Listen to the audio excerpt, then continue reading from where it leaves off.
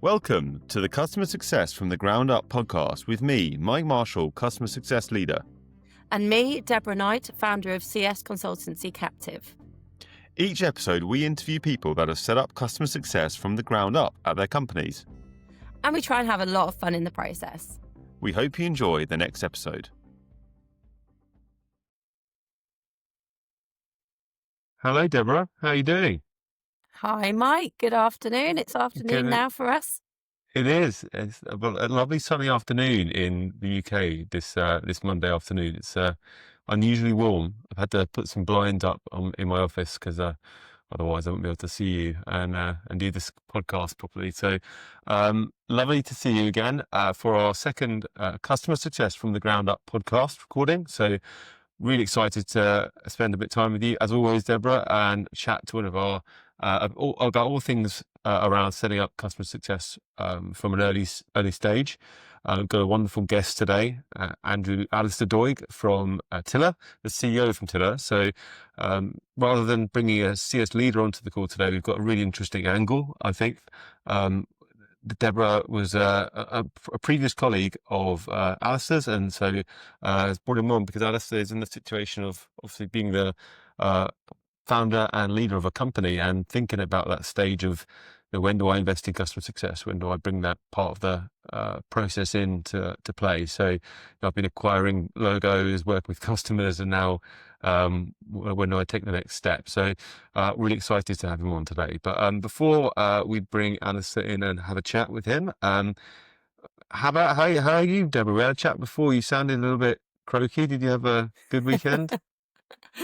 I did have a good weekend. Yeah, a bit different to your week last week, Mike, where you were being all fit and healthy. I was doing the exact opposite, and I was at a big party, which I'm too old for now, and hence the croaky voice. You're never too old, Deborah. You're never too old. And it's Christmas soon. It's not that far away. I'm being incredibly seasonal with talking about it now, but I'm getting excited about it already. It's one of the best things about winter. That's what I was doing. I was warming up my dancing moves for the Christmas season. Getting to the swing of it. Nice. Alastair, thanks for coming on. Lovely to have you on. Alastair can join in our wonderful section that we title, Well, That Escalated Fast. So, Alastair, thank you for coming on. We'll introduce you in a moment and learn all about your story. But before we jump into that, we always do a section about bizarre, interesting situations that CSMs come up against. And that could be an escalation, which always creates some interesting scenarios. But today we've got quite an interesting one. So a CSM, well, under the name on the forum, No Hedgehog 6583. So if that's you, I'm sure you're not listening, but if you are, thank you very much. This is the scenario, and I'd love you to get your thoughts on it, Deborah, and yours, Alastair. And I will say, Alastair did give us an idea for this section, so I'm gonna throw props out there for that. So thank you, Alastair. The story is, it's an interesting one. I've just started in a CSM, and I feel like my head and work is complete chaos. Not unusual. I've got a bit over 300 clients, which is probably normal. But feels very overwhelming for me. I would say it's quite a lot of clients. What are your best tips on keeping track of your clients? Practical tips like software, apps, etc. I'll take any tips. They're using Microsoft at work, Teams and Outlook, as well as HubSpot, but would like some thoughts about how do I manage that big book of business? So, Deborah. I love that.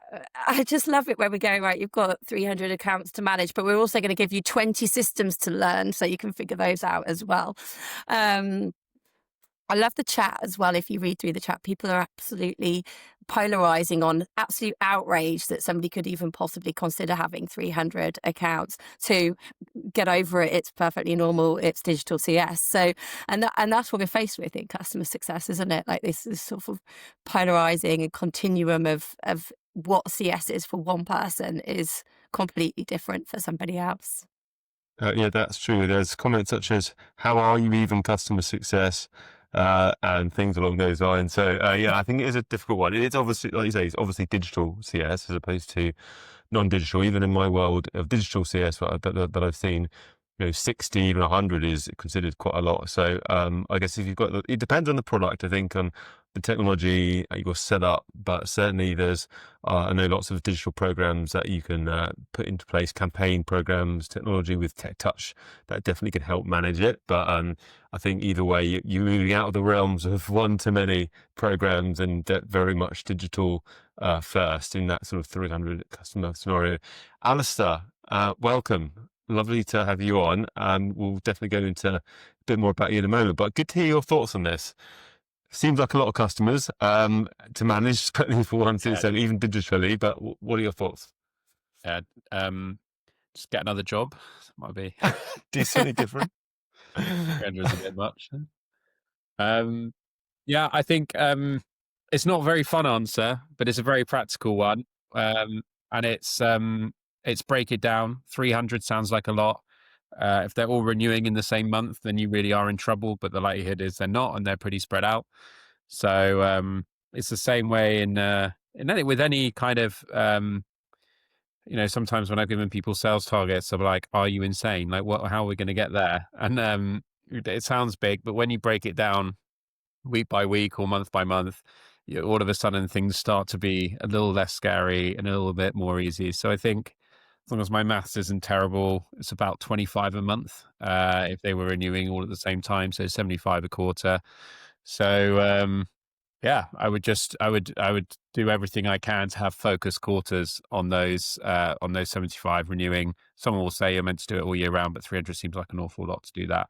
And then the other thing I would do is set up automated outreach to those accounts with an email with some content and generically just checking in to see how they are to try and pull out any problems as soon as possible so they don't come up. So that'll be my quick thing. Systemize it and then break it down by quarter would be the quick way to do it. But I think when we were at Perkbox, people had 300 accounts and there was outrage about it. And then when you really sat down and kind of looked at the activity and what was going on, some were on 2-year contracts, some were on 3-year contracts.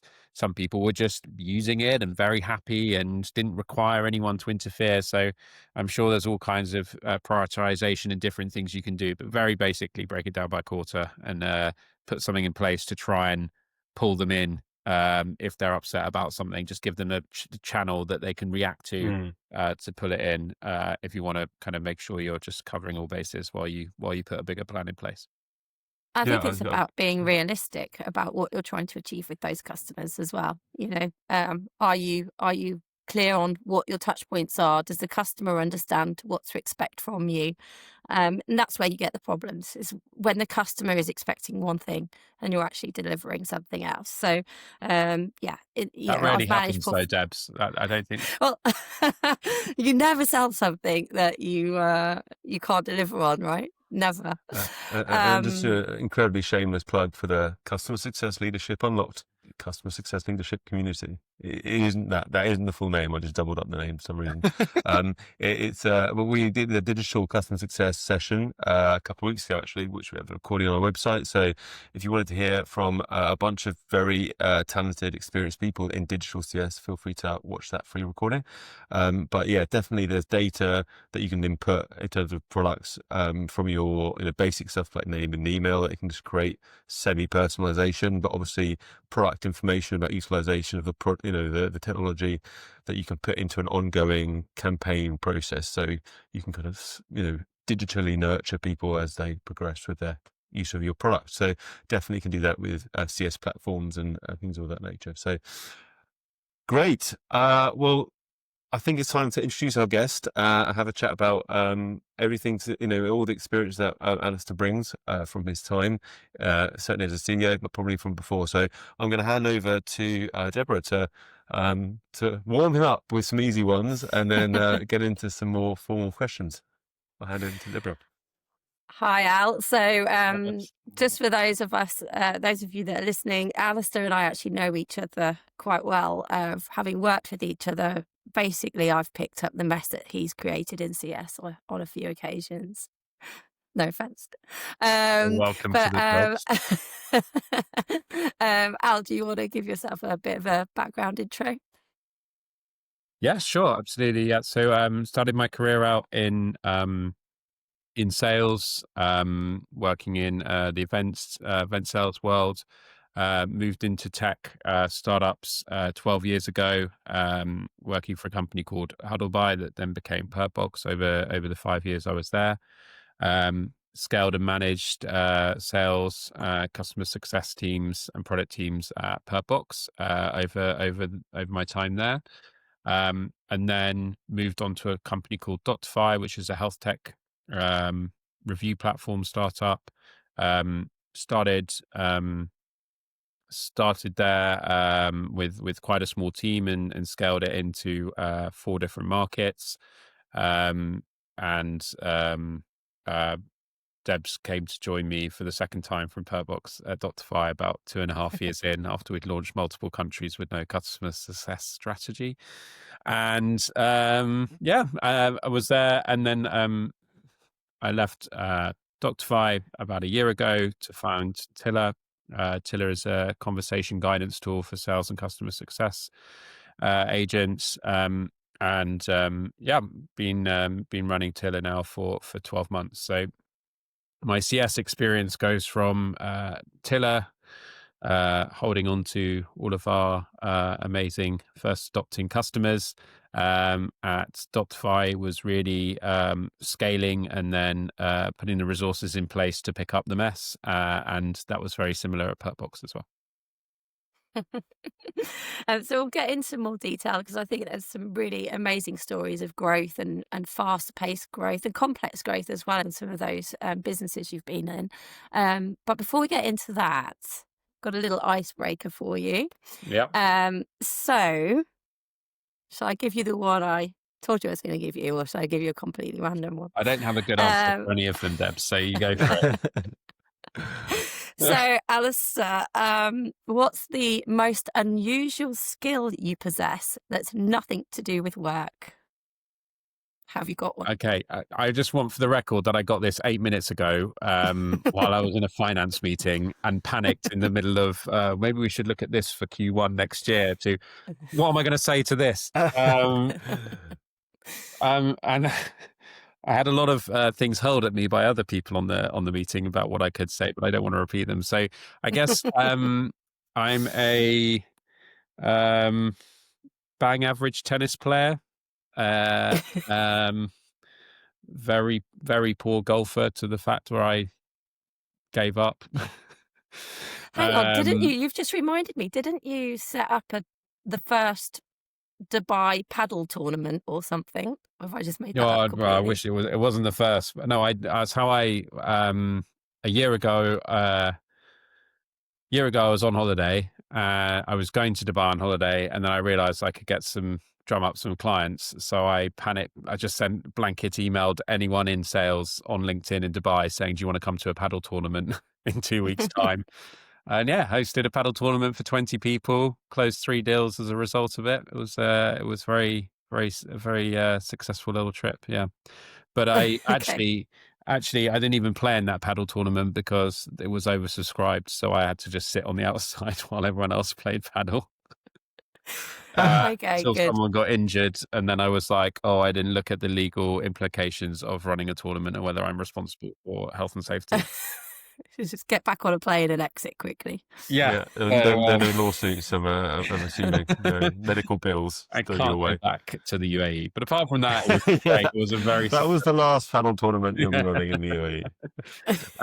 yeah, it's very fun, and then I almost quit Tiller to just set up a paddle business because it's people get in the UK. It was until about, well, I don't know what it's like now, but when I was trying to do it, it was a 6-month waiting list to play, and it was £30 an hour per player, and it was like 120 quid per court. These paddle companies get out of it, so it's a really very lucrative industry. Amazing. Yeah, It a is. good friend of mine owns a paddle business actually in Europe. You want to go and get on his private jet with him next time you see him. Well, it's not. It's actually selling bats rather than, or what is it? Oh. I think that's what they're called. Bats? No, rackets. Yeah. Paddle rackets. I've no idea. Paddles. I feel very ignorant, but yeah, interesting. Very popular thing. So Yeah, it is very popular. And it's much easier than tennis, and it's really fun. I would encourage you to do it. I tried to do the tournament in Sure. the UK, but all the venues were like, "Oh, it's for corporate, so it's a £3,000 like setup fee and all this kind of stuff." I was like, "Oh, yeah." Hmm. I did that. Don't have that on a on a I startup guess budget. it's not on our startup budget. I'm sure if you're bigger, it will be great, but yeah, not for startup money. I just waste it So, on LinkedIn Alistair, instead. Yeah, so, um, tell us about customer success in Tiller at the moment. sure, cool. So we have a mixture of contracts. Obviously, we've been selling for about 8-9 months, so we have a mixture of annual contracts, 6-month contracts, and a few rolling contracts, um, just to make sure we keep our eye in. But the the mix of people we have is very interesting compared to a lot of businesses, because at this stage you do get a lot of early adopters. You do get a bit of goodwill with your product in terms of, we see where you're going, we see what you're trying to build, we buy into that vision.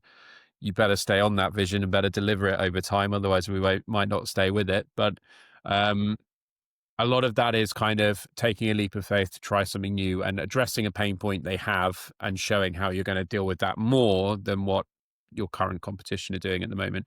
So that's going really effectively. We haven't lost a customer yet, and we don't intend to, but it happens. Life happens. So the main goal at the moment is how we show value as much as possible. So yes, we obviously want to retain the customers that we've got, but that's not the goal. The goal isn't to go in there and talk about money or, are you enjoying it? The goal is deliver as much value as possible and show as much value as possible. So an example of that is last week we did a webinar on the launch of a new product feature that we have. The week before, there was a lot of, we're excited about announcing this new product. The next week was, join our webinar. We're going to talk about this product and show you how it works. Then we did the webinar. And then last week was the kind of wrap up. Here are the tips and tricks from doing it. And so over a month period, you delivered lots of comms about positive growth and exciting things that are happening, to engage the users as much as possible, to bring as much excitement to using new things and trying new things out. So that is kind of the goal. It's very tactical. It's very show as much value as possible, and continue to hold relationships and build relationships with people on as much as possible. And who's doing that at the moment for you? So it is a really big team effort at the moment. So I probably do probably about 50-60% of it. And then Alan, who's in our sales team, has some customers that he has stuck with and looks after post signing, as much as I can possibly allow him to do that, because his focus needs to be on growth. And then also anytime anything technical or challenging comes up, Duncan, my co-founder, will jump into those conversations and help support them. I have to be really protective of his time. But also when people do get time with him, they find it incredibly valuable. They become much stickier as customers as a result. So and it's normally because we're adding something custom to what we do normally, which then by implementing that is then also naturally going to make that customer stickier to us as well. So yeah, it's a team effort, and we meet weekly to discuss all the accounts and what needs to happen and who we need to communicate with and what we need to do. Who are we worried about in terms of usage? We're lucky at the moment, week on week. Oh, well, not lucky, it's hard work, but week on week usage across the board is going up and up and up. So, this time last year it was 0. 6 months ago it was about 500 people using the 500 meetings with the Copilot in it. Now it's 4,000 a month. So it's kind of just going up and up and up. So that having that usage and having that engagement is a really strong and lucky place to be in. And I know that not everyone with a CS portfolio is going to have a very high using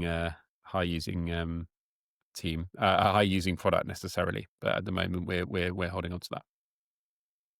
Just tell us a little bit about the product. How do your customers engage with it? So, It shouldn't be that hard to answer.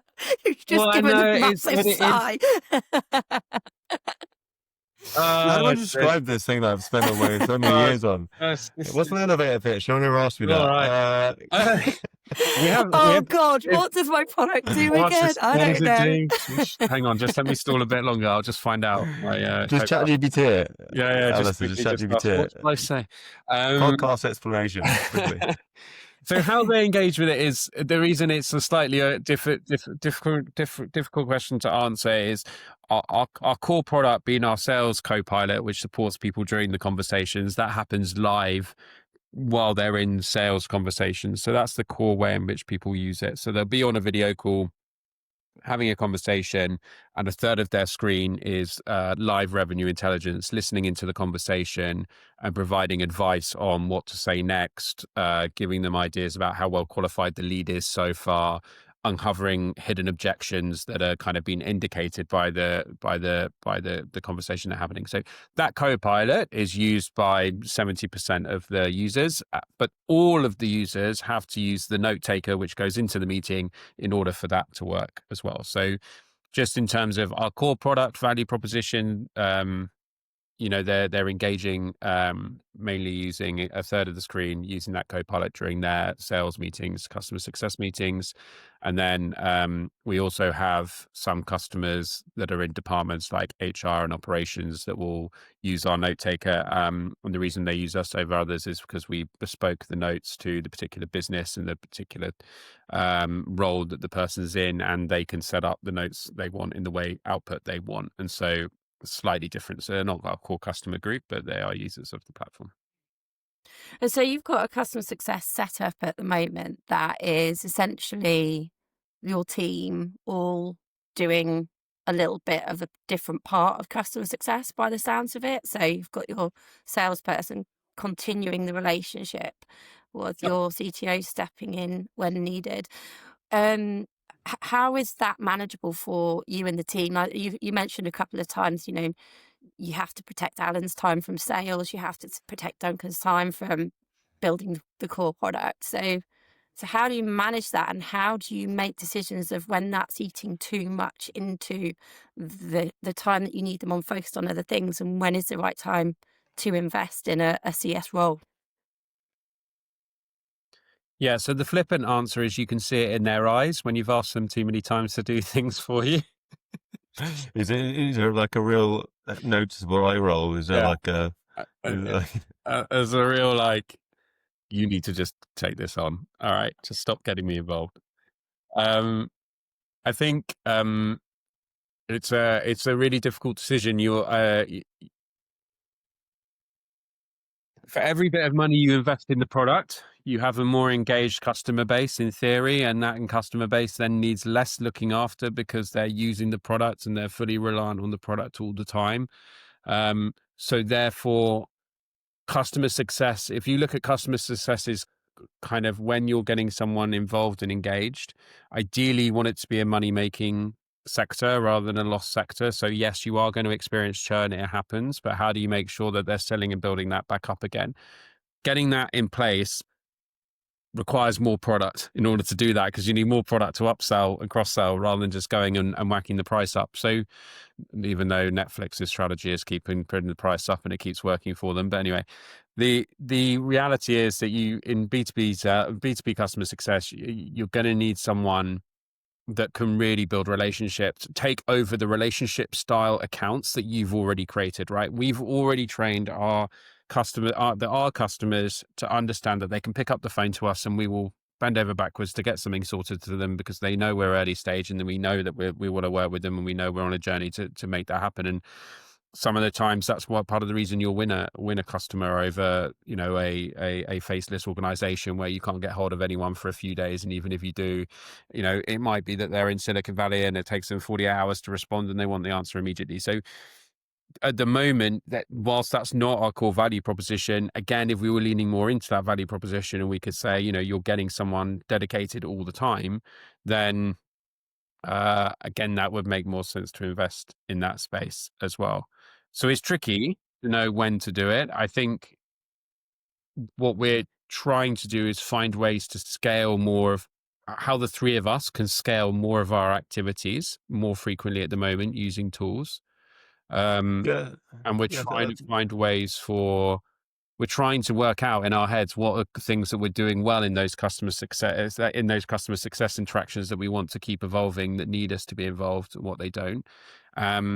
It's Christmas time coming up. Not all of our customers are in the UK, but a very simple thing that we'll do that most businesses won't do at their size is we're going to have a Christmas party for all of our customers, and some of them will come along, and a lot of them came along last year, but it was 100% of our 100% of our customers came because we had 4 customers.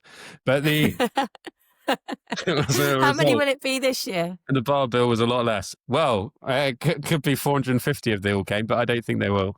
So, well, I'm just going to put it out there that, as I referred to the earlier part of this conversation, I've been practicing my Christmas dancing already this weekend. So let me know if there's a spare invite going. Interesting way to get yourself uninvited. Straight uninvited, straight cross on that invite. Yeah. I think we're trying to keep these customers, Debs. That's not. Who's that lady? Interesting dancing. I'm joking, of course. Please come along and do whatever interpretive dance you want. If it will work, that's great. I think just in terms of the customer, we're going to do that again this year. Hopefully we won't do it again next year, meaning we would have scaled. It will be amazing. But I think you just have to play to your strengths at whatever stage you're in, right? If your strength is you're small, therefore you can spend a bit more time with people. And yes, it is tiring having to do it, but it's early stage as part of what you signed up for. And those interactions are so much more than wasted time. Every interaction you have, you learn a lot from. And it's kind of why I wouldn't give it up right now. And it's kind of also why I bring Duncan along to things, because if something isn't working perfectly for a customer and a customer's asking for something bespoke and custom, and I go to Duncan, you're going to have to come, mate, because the product's not doing what they need it to do.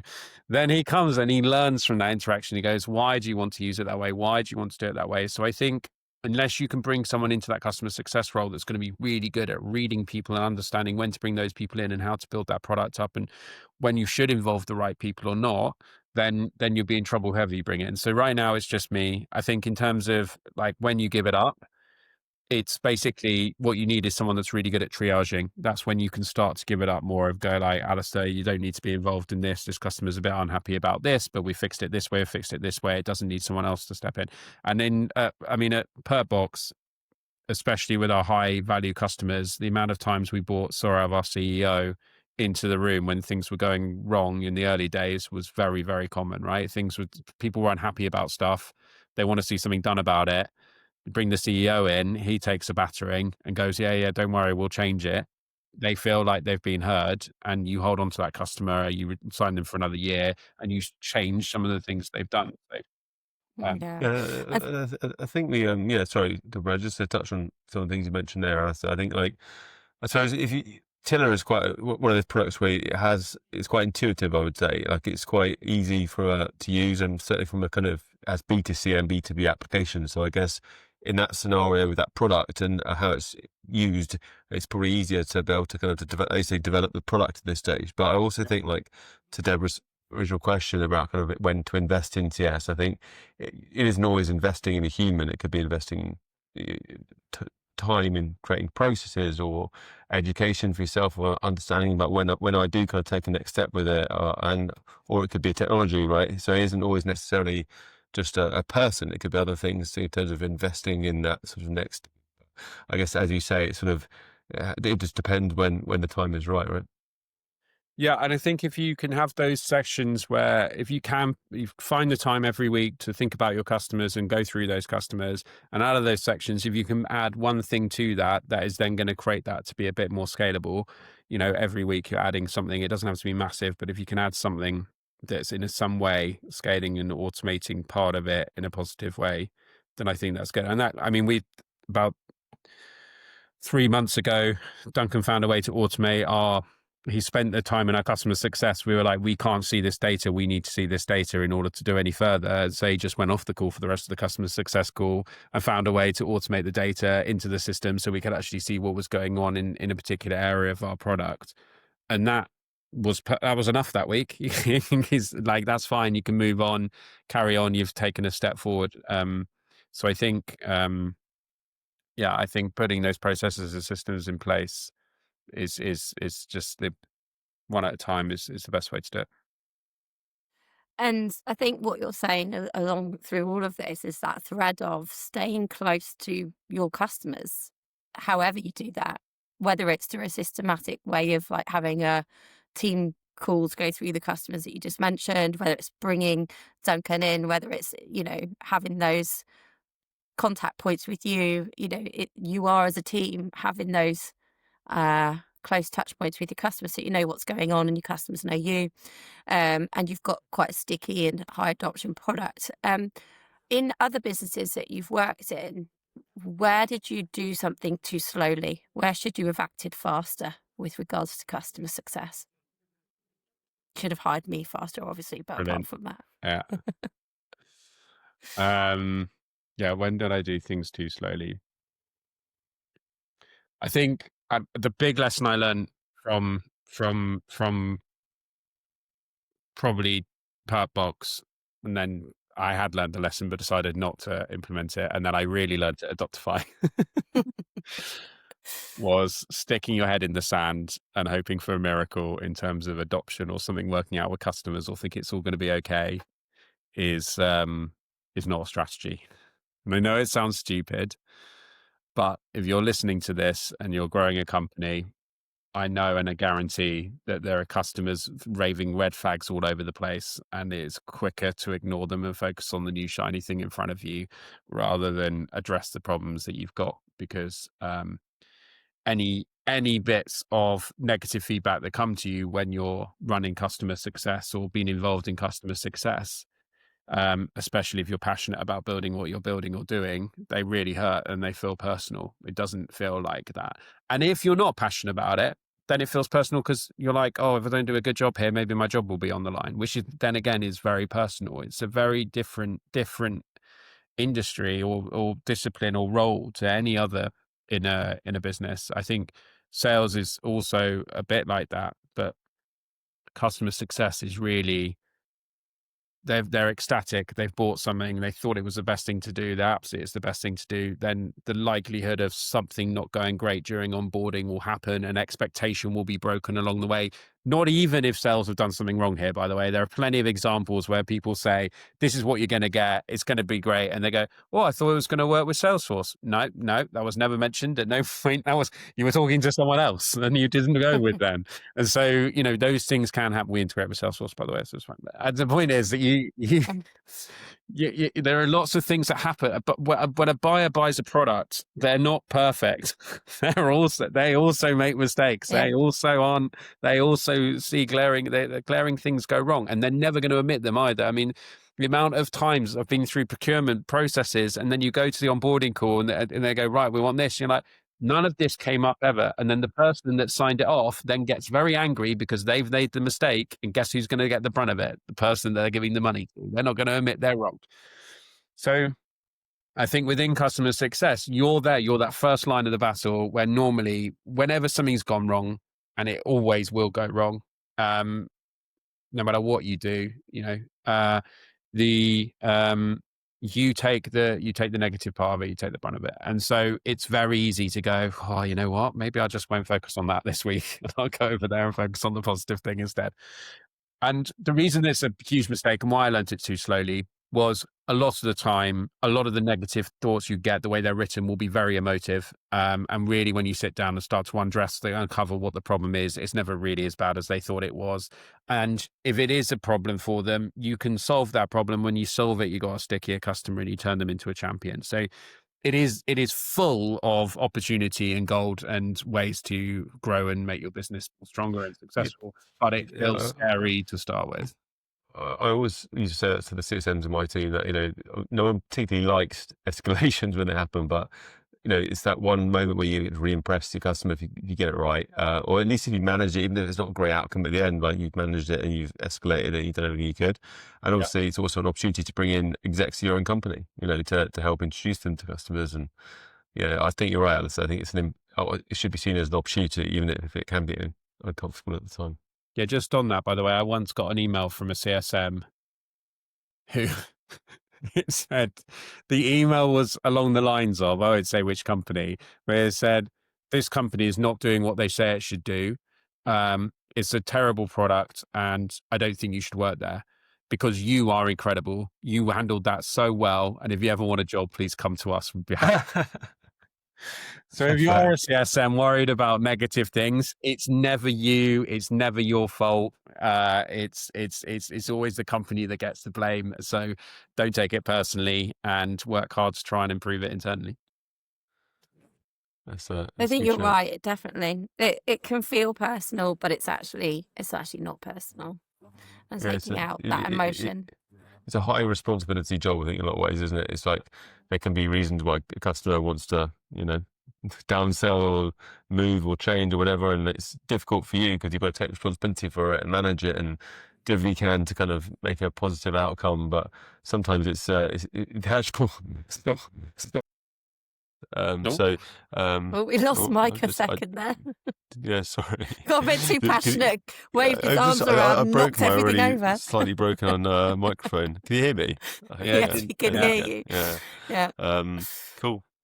Yeah. Thank you. So, Alastair, just to finish here, we've had some fantastic insights, and I really love that insight around staying close to your customers in those. Well, we should always do that, but it's the way that you're achieving that in your startup phase, not hiding your head in the sand. But let's take a last reflection of positivity. Where do you think you absolutely nailed it with regards to customer success? It might have been 10 years ago, but You're going to say, my answer is going to be putting the right team in place, and now you're just going to get big-headed about it. Was it hiring just a really go-getter, really experienced woman? Yeah, that was it. Called Deborah, who no, she's not here turned today. everything around. I couldn't get her, so now we've got Debs. Apart from that, she's fishing. I think the big, and I don't know how much you can influence this in. I think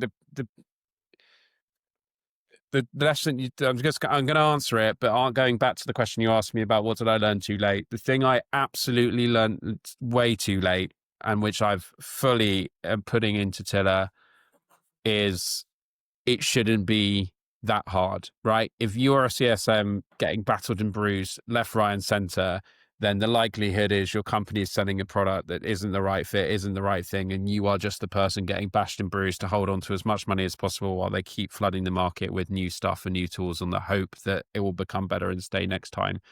And ultimately, what great customer success people and a great way to manage your customer success is it's not about forcing customer success. It's about finding a way for them to be embedded and getting value from the product as quickly as possible. And it's easy to say, oh, well, yeah, but they're not really getting value from it.